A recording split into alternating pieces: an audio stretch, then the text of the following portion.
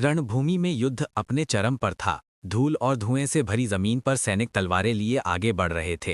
हाथी घोड़े गर्जना कर रहे थे और आसमान तीरों की वर्षा से ढक चुका था।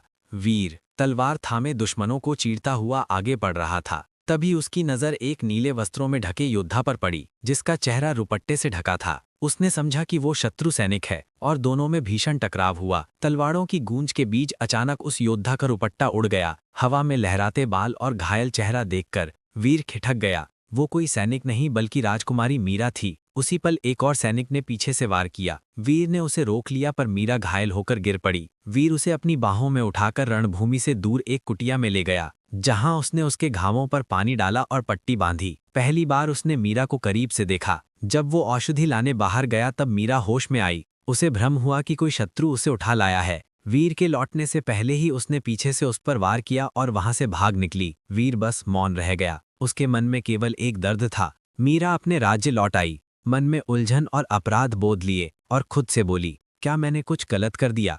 उसे नहीं पता था कि वीर ने उसकी जान बचाई थी। उधर वीर रणभूमि के किनारे खड़ा उसी रुपट्टे का टुकड़ा हाथ में लिए सोच रहा था, क्यों लगता है जैसे ये युद्ध मेरे दिल में उतर आया है। वहीं मीरा अपने महल में विदुषी गौरी के पास पहुंची, जिसने कहा, मीरा, युद्ध सिर्फ शत्रुता नहीं लाता, कभी कभी नियति वहीं अपना खेल दिखाती है। मीरा मौन रही, पर उसके दिल में वीर की छवि अब दिखाई दे रही थी। अगले भाग को दिखाएं कि क्या मीरा को सच का पता चलेगा या ये एक रहस्य बन जाएगा। आगे का एपिसोड देखने के लिए लाइक और सब्सक्राइब करो, हमें कमेंट करें। Next part.